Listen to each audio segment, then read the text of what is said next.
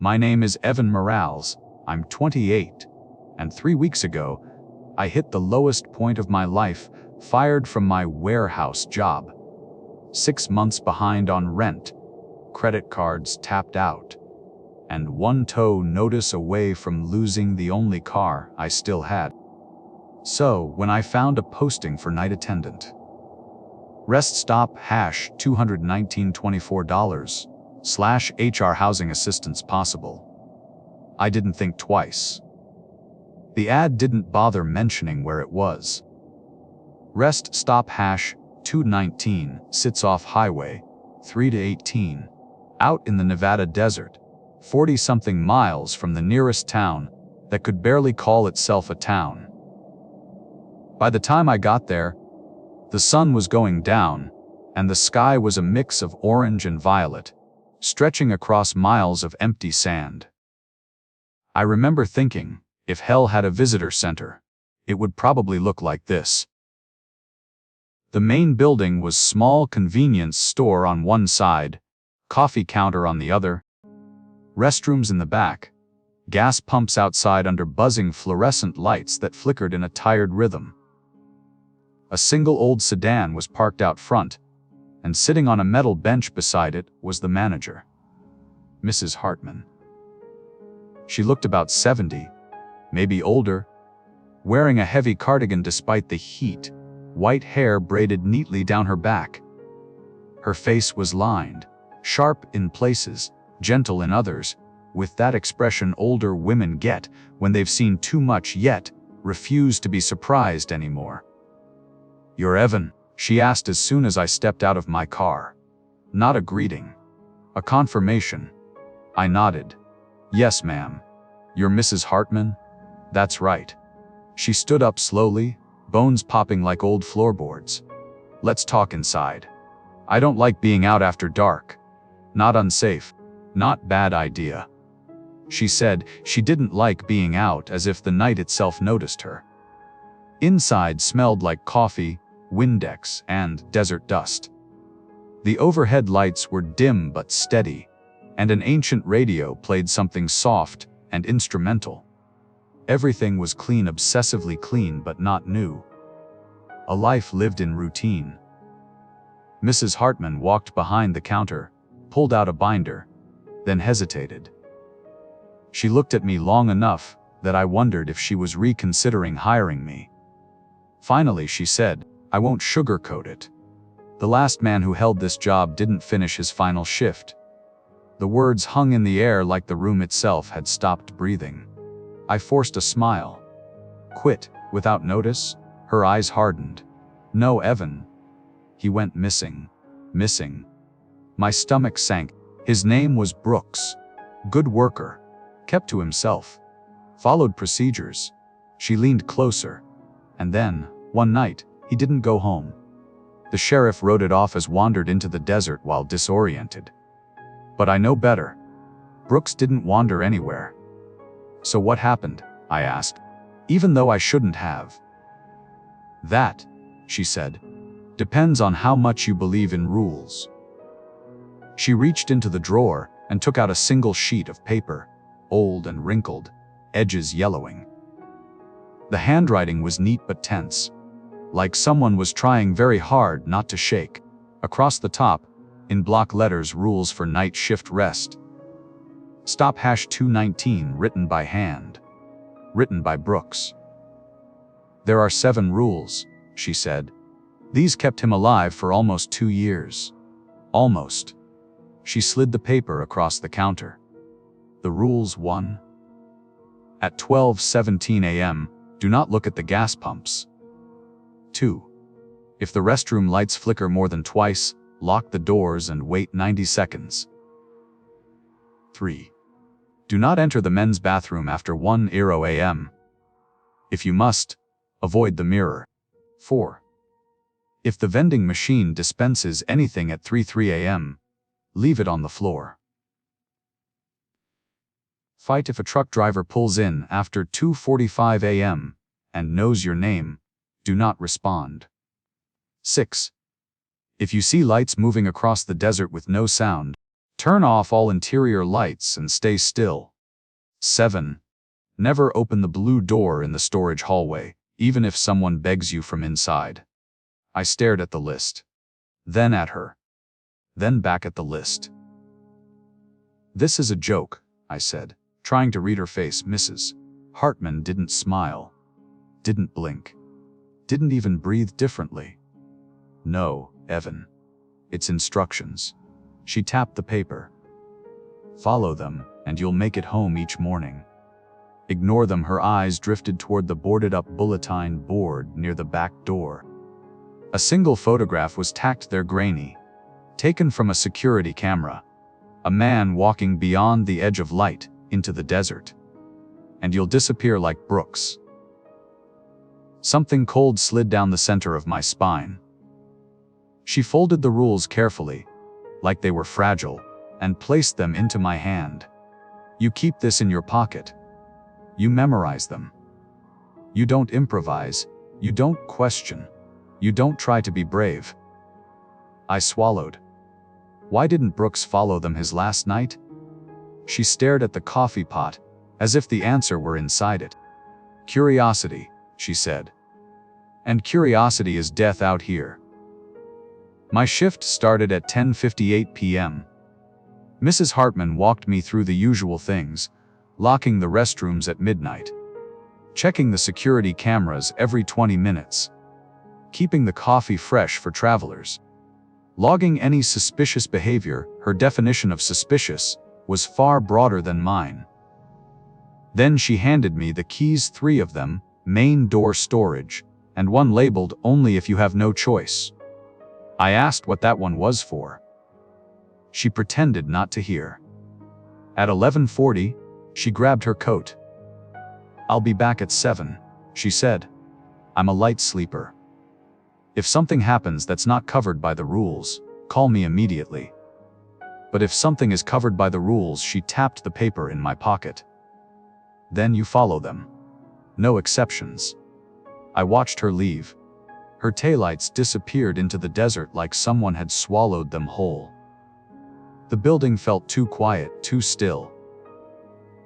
And then the clock on the wall ticked to 12:15 a.m. 2 minutes before the first rule mattered. I felt stupid for being nervous. The gas pumps were just pumps. But time has a way of slowing down when you're waiting for something. You don't understand. 12:16 a.m. Outside, the pumps sat under the humming lights. The desert wind pushed dust across the concrete, and something metallic clicked in the distance. 12:17 a.m. The moment the minute hand hit it, I heard it, a soft clank. Then another. Like someone lifting the nozzle at pump 3. My breath caught. A shadow moved across the concrete. A slow, deliberate shape, and pure instinct. I almost turned my head to look directly. The rules screamed in my mind, do not look at the gas pumps.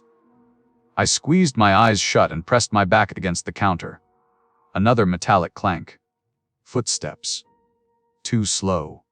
Too heavy. Then breathing. Right outside the glass. Shallow, but wrong. Like someone learning how to breathe for the first time. I held my breath. Didn't blink. Didn't move. After 10 seconds, the breathing slid away. Not walked, slid. At 12:19 a.m., everything stopped. No footsteps. No noises. Just the hum of the lights again. I opened my eyes only when the clock hit 12:20 a.m. I didn't dare look outside. The rule had been real. The threat had been real. And for the first time since taking the job, I realized something. I wasn't working the night shift. I was surviving it. By the time my second night rolled around, I had convinced myself the first shift had just been nerves. A new job, a long drive, too much caffeine, not enough sleep. Anyone would imagine things. That's what I kept telling myself. But everything in my gut said otherwise. I watched the clock like a paranoid man watches a loaded gun. 11:40 p.m. 11:55. Midnight. The rest stop sat silent under the desert sky, neon buzzing faintly over the convenience store. The gravel lot looked empty, the pumps idle. Nothing unusual. No reason for my shoulders to be locked up, no reason for my hands to sweat. But the dread grew anyway. At 12:16 a.m., the world seemed to hold its breath. At 12:17, the sound came instantly, a sharp metallic clank, like someone yanking the nozzle from pump 3. My chest seized up. It was the same sound from the night before, but louder now, closer, more deliberate. Something scraped across the pavement, dragging the hose. I sat perfectly still. Rule #1 pounded in my skull: do not look at the pumps. Footsteps followed. Slow. Uneven, coming from the direction of the windows. The kind of footsteps you hear from someone who hasn't walked in a long time. My breath hitched as something brushed the glass behind me. A soft thump. Then another, higher this time, like fingertips, trying to test where the wall ended and the window began. I crouched down behind the counter and stared at the floor, counting my breaths, ignoring every instinct that told me to turn around, to face the threat, to check. The rules didn't say be careful. They didn't say don't get too close. They said don't look absolute, final, unmistakable. Something breathed against the glass. A slow inhale. A ragged exhale. Sounding almost dusty. The pumps outside flickered. The lights hummed, then dimmed, then flared again. A low vibration rolled through the floor, like the ground itself was reacting to whatever was out there. I stayed curled behind the counter, gripping the fabric of my uniform until my knuckles ached. 3 footsteps shifted toward the next window, then the next, trailing a path along the storefront as if searching for a better angle to see inside. But I didn't look. The breathing faded. The dragging hose went silent. The buzzing lights settled again. When the clock struck 12:20 a.m., the weight lifted from the air all at once, and only then did I climb back into my chair. My hands were shaking so hard, I almost knocked over the security monitor. I replayed the camera footage, expecting to see some intruder walking between the pumps, but nothing appeared on the screen. The lot was empty. The pumps sat still, except for one detail. At pump 3, the hose was moving, lifting and dropping by itself, pulled taut, then released, over and over again. The nozzle swung in the air, bouncing as if yanked by an invisible hand. My skin tightened. Then something else appeared in the corner of the frame, a tall shape standing far out in the desert, barely inside the camera's range. It wasn't moving. It wasn't walking. Just standing there, staring toward the rest stop. 7 feet tall at least. Thin as a post. Still as stone. I leaned closer to the screen. In the next frame it vanished. I printed the footage screenshots not because I wanted proof, but because my mind refused to accept what it had seen. But when the printer spat out the images, the silhouette was gone from every copy. The hose wasn't lifting. Everything looked normal. The camera footage on paper refused to show the impossible. I barely noticed the rest of the night passing. When Mrs. Hartman arrived at 7:00, she took one look at my face and nodded like she already knew. "You followed Rule 1, she said. I swallowed. There was something outside. There always is at 12:17. I told her about the hose lifting, the breathing, the footsteps, the shape in the desert. She didn't flinch. "They're called drifters," she said matter-of-factly. "Drifters," I repeated. "Like hitchhikers?" "No," she said. "Like people who died on that highway and never figured out they're gone." A chill rippled through me. "You mean ghosts?" She shook her head. "Ghosts have places to be. Drifters don't. They're stuck. They keep walking because they believe they're still alive. And every night, at 12:17 a.m., This place becomes a lighthouse to them. I stared at her. Why 1217? No idea. It's been that way since before I took over. She poured herself a coffee. And they're harmless, she added, as long as you don't look at them. And if I do look. Mrs. Hartman's expression changed. It darkened, became heavy. Brooks looked.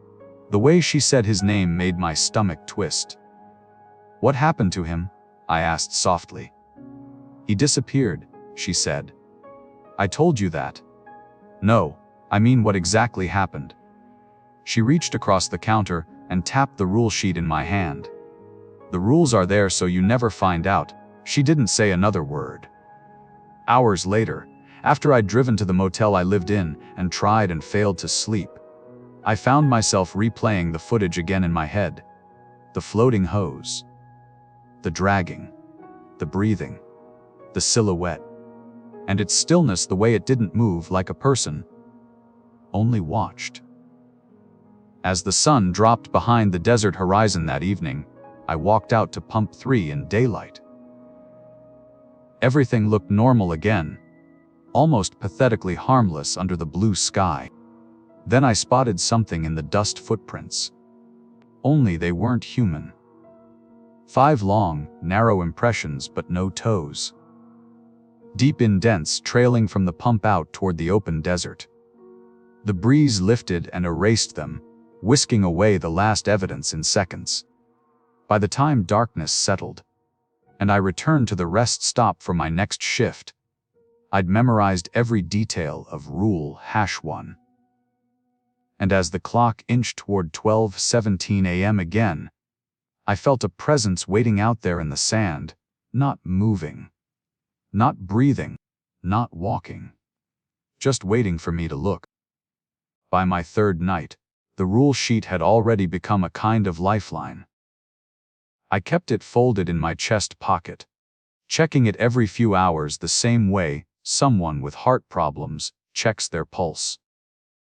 Rule #1 had proven itself real, terrifyingly real, and I wasn't eager to see what happened when the other rules got tested.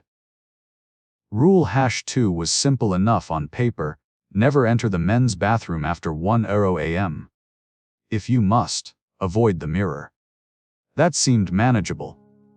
Bathrooms were creepy enough at night as it was. At 1:20 a.m., the bathroom door creaked. I didn't think much of it at first. Sometimes the desert wind tugged against the metal hinges, made it rattle. But then, I heard something else, something that didn't belong to weather or old hinges. A man crying. Not loud. Not dramatic. Just soft, muffled sobs echoing off the tile. Someone hurting. Someone alone. My heart thudded. Customers came through at night, sometimes truckers, travelers, people trying to outrun their own thoughts. Maybe one of them had slipped inside without me noticing. I knew the rule. I knew what it said. But the sound of someone crying like that, it got under my skin. I grabbed my flashlight and pushed open the restroom door. The smell of disinfectant and stale water hit me instantly. The fluorescent light above the sinks flickered like it was fighting for its life. "Hello?" I called out.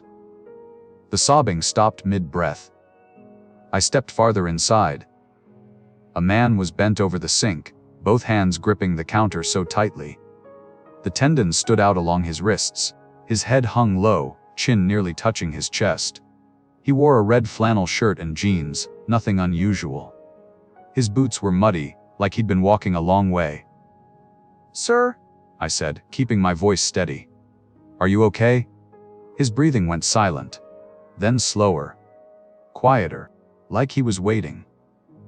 I took another step in, and that's when I made the mistake. I glanced at the mirror. It wasn't intentional. It was instinct. A bathroom mirror draws your eyes without asking permission. But the moment I looked, I froze. The reflection wasn't right. The man's body was bent over the sink, unmoving, unmoved. But in the mirror, his reflection was staring directly at me. Wide, unblinking, dead still. I couldn't breathe. My brain scrambled to make sense of it. Then the reflection smiled a slow, unnatural, skin-stretching smile that didn't touch the real face at all.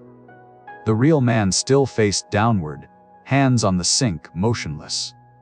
The reflection tilted its head, but the body didn't move. My heart slammed against my ribs.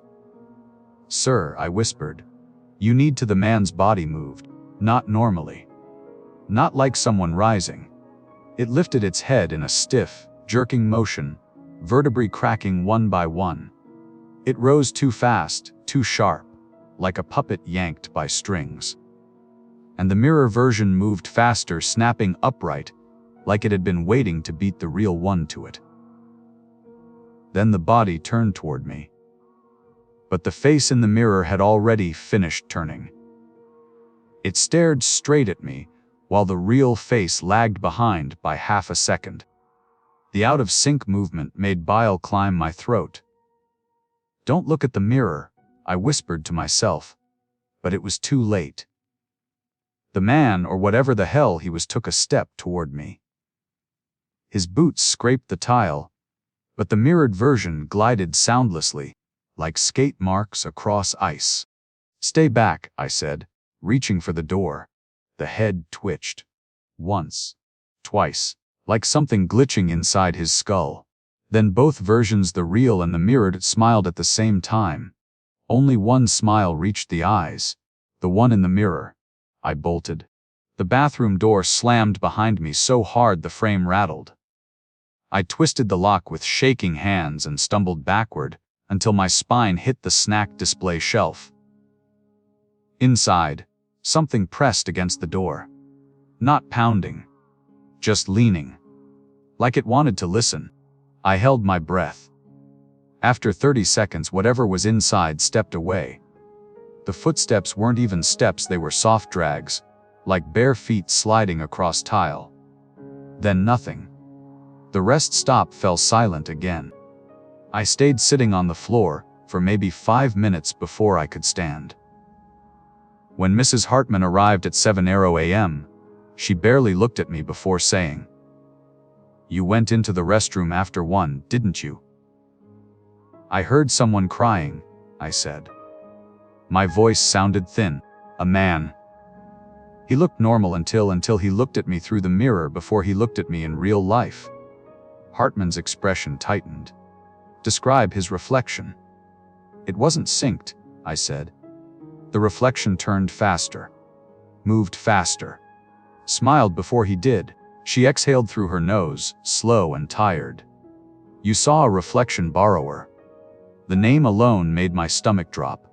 "What does that mean?" "They're not people," she said quietly. "They use the mirror as a doorway. They copy the shape first. Then the movements. Then the face." My mouth went dry. "Copy it for what?"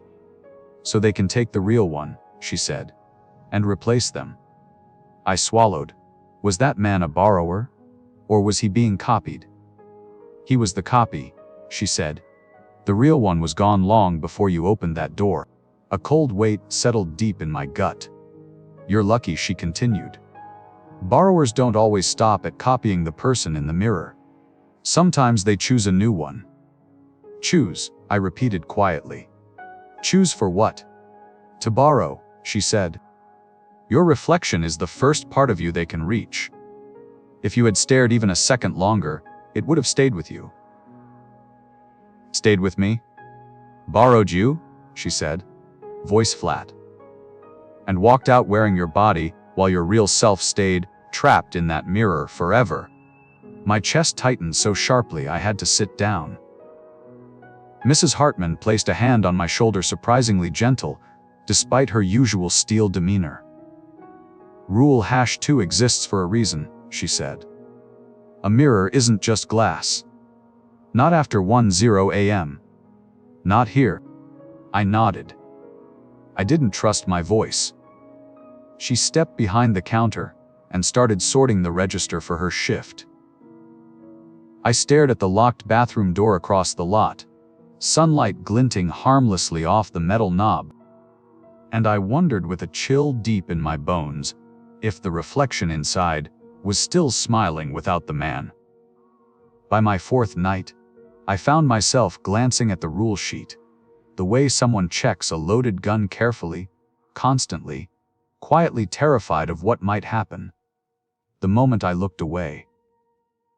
Rule #3 was one of the oddest. If the vending machine dispenses an item unprompted at 3:03 a.m., do not pick it up. Compared to gas pump ghosts and mirror creatures, this one almost sounded harmless. A vending machine. Really? I could handle that. But midnight rules only sound harmless in the daytime. By the time the clock crawled toward 2:50 a.m., I was already uneasy. I'd felt it since the start of the shift, a kind of pressure in the air, like static waiting to arc. The desert outside was pitch black, a kind of darkness that wasn't empty, but full of things that might be watching from just beyond the security lights. At 3:02 a.m., the hair on the back of my neck stood up. I didn't know why. Nothing happened, no sound, no shift in the lights, nothing to warn me, but something in the rest stop felt expectant. I stood up 2:30 a.m. I heard the mechanical whirring before the clock even finished changing. Clunk. A single snack dropped inside the vending machine. The sound echoed through the shop like someone had dropped a brick.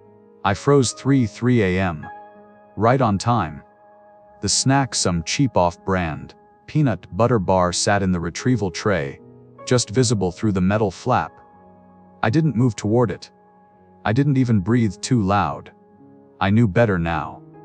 Rules weren't warnings. Rules were survival, but something bothered me. The vending machine wasn't facing me. The front was angled toward the security camera mounted in the corner. I glanced at the monitor. Something was wrong. Very wrong. The vending machine wasn't just dispensing something on its own. A hand had pushed the snack out. A hand that didn't belong to any visible body. Long fingers. Pale skin. Wrist fading into empty air. No arm. No torso. No person. Just a hand gently nudging the candy bar forward until it fell. My stomach lurched. The hand lingered for a moment. Pressed flat against the glass. A white palm with splayed fingers. Like it was feeling its way through the surface. Or reaching. Testing. Then it withdrew upward, disappearing above the frame, like something was climbing back inside the machine. I backed away from the monitor. The snack tray sat still. Innocent. Waiting. I didn't touch it. Not even close. I stepped behind the counter and leaned against the register, watching the machine from the corner of my eye. Nothing else happened. The desert stayed silent. The lights hummed. The snack just sat there. 5 minutes later, the front door chimed. A man walked in mid-40s maybe, wearing a windbreaker and carrying an energy drink. Looked tired. Harmless. Human. Someone heading somewhere but not in a hurry, the kind of traveler the rest stop existed for. He gave me a nod. "Everything open?" he asked. "Yeah," I said, trying to keep my voice steady. "Help yourself." He walked toward the vending machine. My heart stopped. "Sir," I said quickly. "Don't," but he didn't hear me. Or he didn't care. Or maybe the desert had already chosen him. He reached the vending machine. Saw the snack waiting. Hesitated for less than a second. Then he shrugged and picked it up. The moment his fingers touched the wrapper, every light in the rest stopped flickering, just once but enough to make my skin crawl. The man turned back toward the door. 1 step. 2 steps. 3 steps. By the 4th step he was gone. Just gone. Not a fade out, not a blink, not a trick of the camera. One frame showed him mid-step, slightly blurred. The very next frame showed empty floor. No body. No motion trail. No shape. The footage was as plain as day. He vanished. The desert had swallowed him whole in less than half a second. My mouth went dry. I ran to the door and looked out across the lot. Nothing. No car engine. No footprints in the thin layer of sand on the concrete. No sign he'd ever been there at all. His drink sat on the counter where he'd set it down. Still cold. Still sweating condensation. I didn't touch that either. I didn't sleep that day. When morning finally came, and the sun washed the desert in dusty orange light, Mrs. Hartman walked in with her usual unshakable calm. She took one look at my face and stopped mid-step. "What rule did you see tonight?" she asked. I swallowed hard. 3. Her eyes softened a fraction, almost pity. What happened? I replayed it all for her, the sound at 3, the floating hand, the man who took the snack, the disappearance. Hartman closed her eyes briefly as if bracing herself. "You didn't pick it up?" "No." "Good." I waited. I wanted an explanation. Some logic.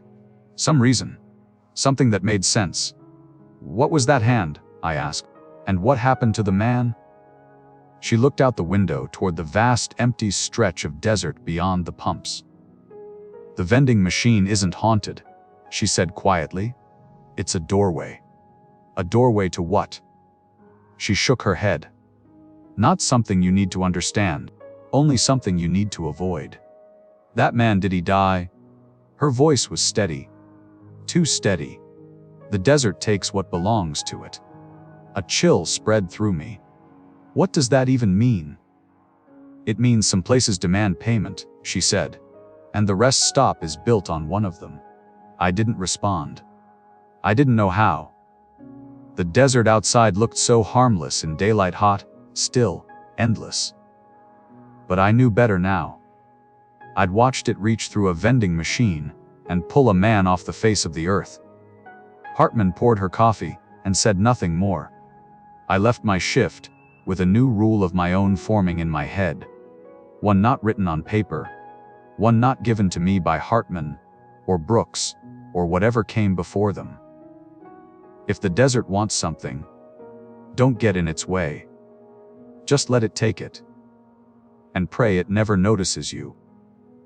By my 5th night, the rest stop had stopped feeling like a job and started feeling like a trap I was slowly learning the shape of. Every sound meant something. Every shadow could hide something. Every rule was a razor-thin boundary between surviving the night and being swallowed by something I didn't have a name for. Rule #4 was the one I least understood. If a truck driver pulls in after 2:45 a.m. and calls you by name before you introduce yourself, do not respond. I didn't know what it meant. I didn't know why the desert cared about names. I didn't know what happened to Brooks when he responded. But I knew better than to question it. The night was quiet up until then. Too quiet. Not peaceful, just empty. The kind of empty that presses against your skin until you feel hollow inside. I kept glancing at the clock, like I could outrun 2:45 by staring it down. Then 2:46 hit. Right on cue, the headlights swept across the front windows. A semi-truck rolled into the lot, slow and heavy, engine growling deep like it came from somewhere older than diesel. A long-haul rig, white cab, trailer streaked with dirt. No company logo, no license plate on the front.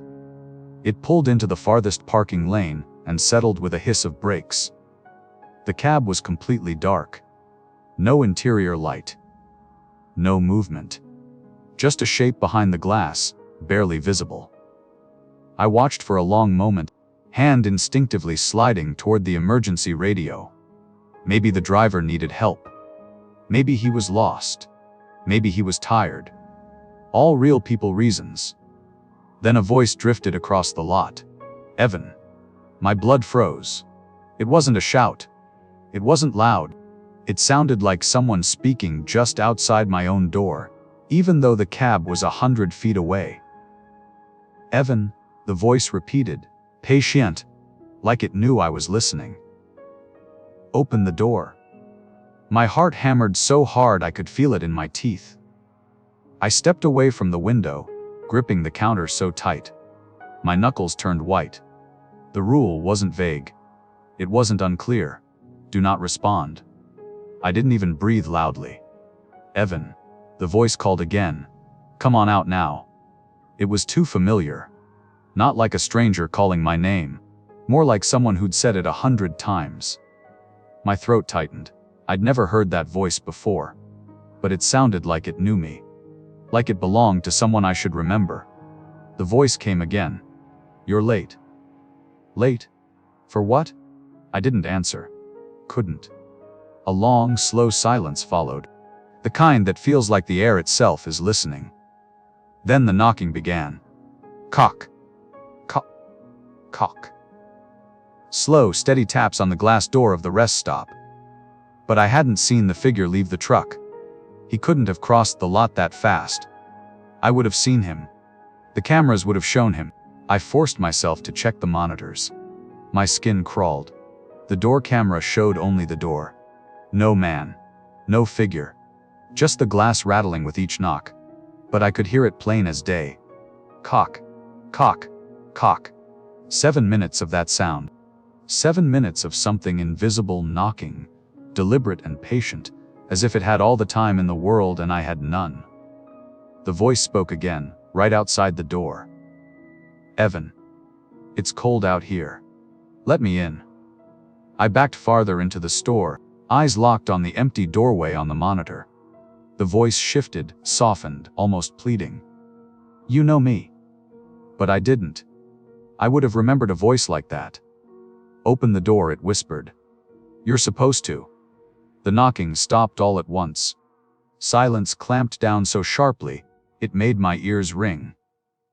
I watched the monitor as the dark cab of the truck flickered into view. The interior light turned on without anyone touching it. And the driver's seat was empty. No one had ever been in the cab. The light stayed on for a few seconds, then went dark again, swallowing the cab in pitch black. At 2:58 a.m., the engine roared back to life. The truck pulled out of the lot with impossible smoothness. No wobble, no shift, no movement inside. Like it was driving itself. It disappeared down the highway as if nothing had happened. The desert outside settled again, quiet as a grave. When the clock finally hit 7:00 a.m. and Mrs. Hartman walked in, I was still sitting behind the counter, staring at the monitors. She set her purse down, took one look at me, and sighed. Rule 4, she said. Not a question, I nodded. What did it say to you? It knew my name, I said quietly. It asked me to open the door. Did you respond? No. Good. She poured her usual morning coffee, movements calm and practiced, while my hands still trembled. Was it a real truck driver? I asked. Hartman shook her head. No. We haven't had a real truck stop here after 2:30 a.m. in over a decade. So what was it? She tapped the rule sheet pinned to the corkboard. You don't want to know? I think I do, I insisted. It wasn't just calling my name. It sounded like it knew me. That's how it works, she said. It takes a shape, a voice, something familiar to you. But I didn't recognize it. That doesn't matter. Recognition goes one direction with these things. She finally met my eyes. Whatever that was, she said slowly. It wasn't after you. Not yet. I swallowed hard. What does that mean? It means next time it comes, it won't need to call your name. My stomach twisted. Why not? Because it'll expect you to answer.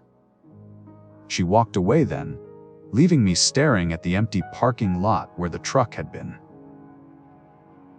A place where something had stood without a body, had knocked without making a shadow, had spoken in a voice that sounded like a memory I never had.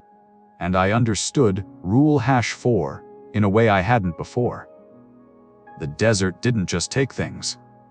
Sometimes it tried to call them home. By the time my second week rolled around, the desert stopped feeling like empty land and started feeling like an ocean with its own tides of things that rose and receded without warning, governed by rules no human had written. Rule #5 was the strangest, the vaguest, and the one Mrs. Hartman told me not to ask about more than once. If you see lights moving across the desert with no sound, turn off all interior lights and stay still. She'd said it the same way someone might warn a child not to touch a hot stove. Simple, non-negotiable, absolute. I didn't understand it until the night the winds picked up. It was close to 1:0 a.m. when the gusts began, rattling the metal roof, pushing sand against the glass like someone trying to scratch their way in. Wind wasn't unusual. Out here rest stop #29 sat exposed on all sides, but that night felt different. The pressure was wrong, the air felt heavy, even though the wind screamed like something alive. I walked the aisle to check the snack shelves, telling myself everything was normal, when something caught my eye through the front windows. A glow. Faint at first blue-green, like bioluminescence drifting across tidewater. Then another. And another. A line of lights moving horizontally across the desert. At first, my brain forced it into something normal: headlights. Off-roaders. Campers with lanterns. But the lights didn't bounce like headlights over uneven sand. They didn't kick up dust. They didn't make a sound. And they moved in long, smooth patterns, more like floating. When I stepped closer, I saw they weren't beams. They were bands, thin shimmering ribbons gliding parallel to the ground. My stomach dropped. Rule #5 had never looked so relevant. My hand shot instantly to the wall switch. I threw every interior light into darkness. Even the open 24 hours neon sign, the only sign of life for 40 miles, went out. The store fell silent. Only the wind remained. I crouched behind the counter, heart pounding so loud. I was sure the lights would hear it, if such a thing was possible. The ribbons continued drifting closer, brightening, splitting, merging again like underwater currents of color. Then they stopped. Dead center in front of the rest stop. Right outside the glass. My breath caught in my throat. The lights began to sink. Not down, but under the sand. Like something was pulling them down from below. The desert surface rippled. Shifted. Something moved beneath it. Multiple somethings. I told myself to stay still. To stay silent. Just like the rule said. But instinct screamed at me to run to the breaker box and turn on every light we had. Anything to feel less exposed. I clamped a hand over my mouth and stayed crouched. The sand outside began to bulge. Not like dunes. More like something pressing upward, as if dozens of bodies were crawling beneath a thick sheet. The lights returned, but this time they weren't drifting. They were attached to shapes. Hazy outlines, humanoid, but wrong, moved beneath the sand. Their bodies made no sound, no crunch of grit, no shifting of weight. Just smooth, silent gliding. Then one of them rose higher. The sand thinned. A pale figure, amorphous, see-through, almost liquid, pushed upward until it hovered inches below the surface. And then it pressed its face to the glass, except it wasn't a face. No mouth. No nose. Two eye-shaped hollows that glowed faintly, and a stretched plane of something that looked like skin pulled too tight. Its presence chilled the air in the room, even though the glass separated us. Condensation formed on the inside of the window. It tilted its head. I didn't move. Its hand, if you could call it, that rose through the sand and touched the glass. The fingers were long and thin, tapering into points that spread a burning black smudge across the pane. I watched, paralyzed, as the smudge spread outward like charcoal dragged across paper.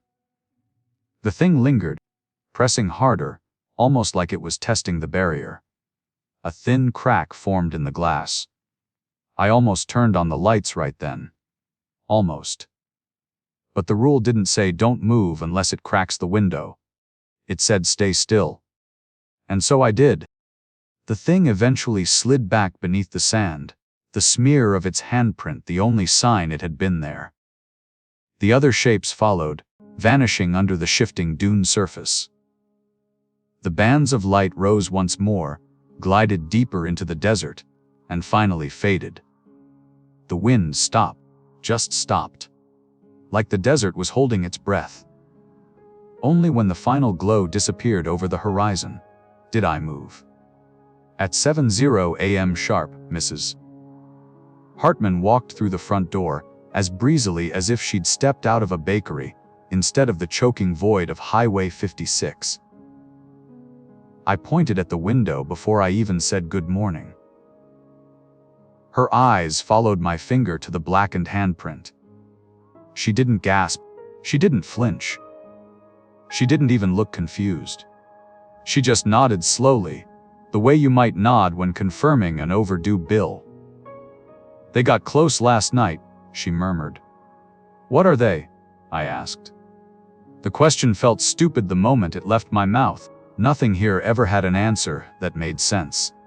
Her reply made even less. "They're the ones who stayed too long." I waited, certain that she'd elaborate, explain, give context. She didn't.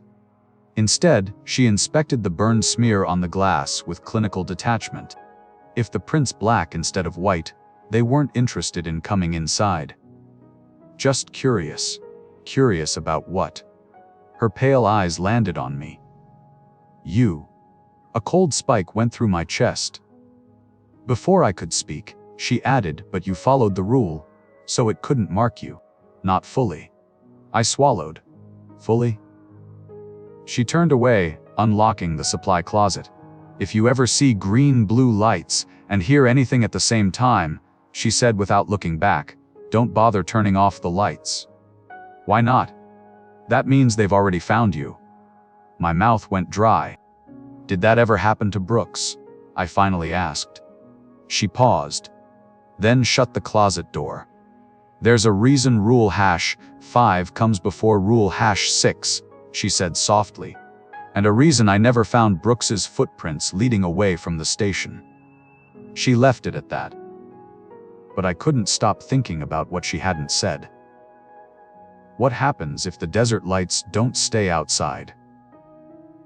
And more importantly, what happens the night they stop being curious and start being hungry? I didn't go home after cleaning the handprint from the glass. Even when the sun rose and the desert turned gold and harmless again, I stayed an extra hour just staring out the window, waiting to see if the sand would ripple again. All morning I felt watched, even though there was nothing on the cameras except wind-blown trash and sun glare. By the time I drove home, I hadn't slept in almost 30 hours. I thought the exhaustion would knock me out cold the following night. But instead I sat behind the counter jittering, unable to stop replaying the moment the face-shaped thing pressed through the sand like it was trying to learn my features. It left a mark. Not just on the glass on me. Like it had memorized where I was. Rule #5 wasn't about fear. It was about not being noticed. And now something had noticed. Around 3:40 a.m., the rest stop went quiet again, the same unnatural silence that came before the desert lights. But heavier, like something was sealing the place shut. The soda machine stopped humming. Even the emergency exit sign flickered and died. That's when I heard it. A faint tapping from down the hallway. Not the rhythmic kind, not Morse code-like. Softer. Hesitant. Like someone too weak to knock properly. At first I thought I was imagining its sleep deprivation mixing with paranoia. But then it came again, clearer. "Hello? Anybody there?" Human. Tired. Familiar. I stood up, pulse quickening. "Who's there?" A moment of silence. Then Evan, please, my blood froze. It wasn't calling from the entrance. Not from outside. Not from the shop floor. It came from the hallway that led to the blue storage door. No, I whispered, shaking my head. Not tonight. But the voice came again, rawer now, like someone scraping up the last breath they had. It's me. It's Brooks. Please. She locked me in here. I've been here so long, hearing his name out loud. Felt like something reaching into my chest and squeezing. After seeing what the desert lights could do. After realizing not everything here was trying to kill me, at least not immediately, part of me wanted to believe him. Wanted to save someone who'd been abandoned. But another part remembered Hartman's stare when she gave me Rule #6. Never open the storage room with the blue door, even if you hear someone begging for help inside. Not unless you're sure. Not unless it sounds real. Even if. I took one step toward the hallway anyway. The fluorescent lights overhead buzzed, flickered, then died, plunging the corridor into darkness. Only my phone screen lit the floor as I walked. When I reached the end of the hall, the door wasn't swollen like in the old stories Luna hinted at. It looked still. Too still. But the wall next to it breathed. A subtle rise and fall, like lungs pressing outward beneath drywall. Please, the voice said again, right by my ear now, as if speaking through a crack in reality. It's dark. I can't see. I'm still here. I swallowed hard. Brooks, why did you go near the odd rooms? Why break the rules? Silence. Then a response, calm, unnervingly calm. What rules? Every instinct screamed. Brooks would know the rules. He wrote them. I stepped back just as the door flexed outward, not like a person pushing from inside, but like the door frame itself was stretching, wood grain expanding like muscle tissue. I stumbled and pulled up the hallway camera feed. The monitor showed nothing. No movement. No figure. No bulging door. But the wall beside it thumped, hard enough to shake dust from the ceiling. Then again. Then again. And then, slowly, 5 streaks dragged downward along the wall, leaving trails of dark fluid that glistened under my phone light. Blood. Fresh. Wet. Not splattered, dragged, as if someone with torn fingers was being pulled backward. The voice shifted again. No longer pleading. Now whispering. Come closer. You have something I need. That was enough. I sprinted back to the main room and locked myself behind the counter. The knocking stopped at exactly 4:17 a.m. The blood didn't fade. When the sun finally rose, Mrs. Hartman arrived, carrying 2 paper bags of groceries. She didn't even look surprised when she saw me sitting on the floor, instead of behind the register.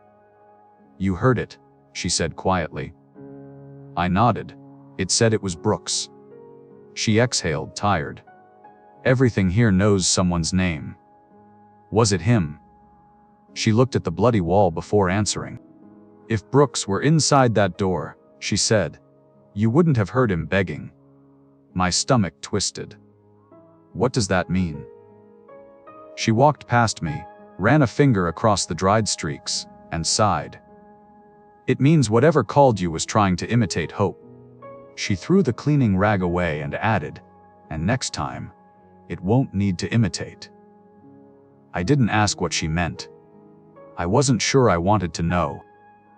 I spent the morning after the knocking incident trying to convince myself nothing had changed, that the desert creatures, the lights, the voices, the things in the walls were just more rules to follow. Parameters. Boundaries. Strange but manageable. But they had changed. Not because something new appeared, but because everything started recognizing me. The drifters at the gas pumps whispered my name, even when I didn't open the door. The pale swimmers in the pool, when I caught them on camera earlier in the week, they stopped mid-lap and stared directly at the lens, like they knew I was watching. The desert lights no longer drifted aimlessly. They stopped at the window, like they had been looking for me specifically. And the storage door didn't call again. It waited. I couldn't say why, but I knew the rest stop wasn't just where things happened, it was choosing who they happened to. That realization settled like dust in my lungs and never cleared. Around the beginning of my 11th month, I stopped sleeping normally. Too many whispers. Too many things moving just out of frame. I started staying late after shifts, searching for answers in maintenance closets, checking old receipts, digging through cabinets. Mrs. Hartman didn't notice, or maybe she did and didn't care. On a night when the wind blew hard enough to peel dust from the roof, I noticed a loose ceiling tile above the storage hallway one. I must have walked under 1,000 times. But tonight, a corner drooped, exposing just enough to see something wedged up there. I dragged over a chair, climbed up, and reached.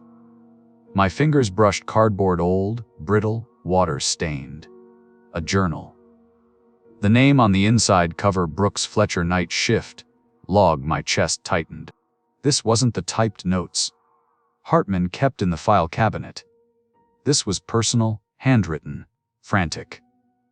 Most of the pages were filled with dates, scribbles, sightings, sketches of rooms that stretched too long or too deep, drawings of the things beneath the sand. But the final pages were different, shaken, rushed. There was an 8th rule she never told us. Below that, a line half finished, ink trailing off where the pen pressed too hard. Rule #8, do not stay longer than 12 months. If you do, the desert chooses you. That was where the ink stopped. And the paper was torn, like the rest of the rule had been ripped away. Brooks had disappeared early in his 2nd year. 12 months plus a few weeks. And I was 11 months in. My hands started shaking so badly, I nearly dropped the journal.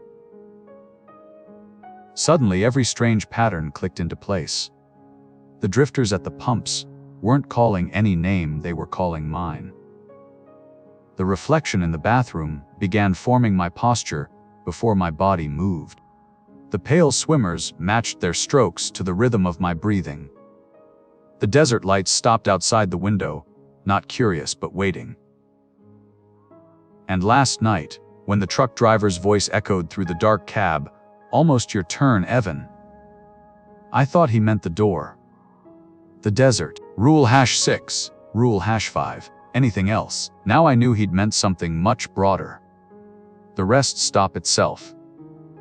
The place didn't just take people blindly, it cycled them. Chose them. Wore them down until they slipped through reality like Brooks. I shut the journal and backed away from the hallway. This wasn't a job anymore. It was a countdown. I texted Hartman, "I won't be coming in tonight. I quit." No reply. I packed that same hour just essentials: journal, wallet, keys, water, a flashlight. I didn't bother locking the apartment. Let the desert deal with it. My truck's engine turned over like it hadn't run in a century. For a second I thought it wouldn't start at all. But it did. I rolled onto Highway 56, gravel spitting behind the wheels, the rest stop shrinking in the rear view, neon flickering like a dying star. No cars. No wind. No moon. Just road. I drove until the speedometer hit 78, until my palms ached from gripping the wheel, until I could convince myself the rest stop was gone for good. Then the radio flickered. Not the FM radio, the CB radio mounted under the dashboard, the one I never used. Static hissed. Then a voice. Calm. Unhurried. "Old. You broke Rule 8. Hartman." My breath caught. I slammed the volume knob off. It stayed on. "You never asked why we pay so much, Evan." I pressed harder, nearly snapping the knob. The speaker crackled again. "You think you escaped because you drove away. I looked into the rearview mirror just to confirm I was alone. But I wasn't. Someone sat in the back seat. Or rather, something shaped like me. Same hair, same clothes, same posture. Except it didn't breathe. It just watched, unmoving. Eyes too wide, mouth slightly open. A perfect, still copy of me, like a reflection that had stepped out of the glass and hadn't learned how to be human yet. Hartman's voice faded into static, then returned in a whisper cold enough to freeze bone. Leaving before your shift ends only means the desert takes the part that's ready. The figure in the back seat smiled just barely. Teeth identical to mine. And then it spoke. Voice matching mine perfectly, almost made it. My foot slammed the brakes. The truck fishtailed on empty asphalt. I scrambled for the door handle before I could open it. The reflection leaned forward, close enough for me to feel its breath, or the absence of one. "We finish our shift at sunrise," it whispered. Not before. The sky ahead began to lighten, first purple, then gray, then the first hints of red bleeding across the horizon.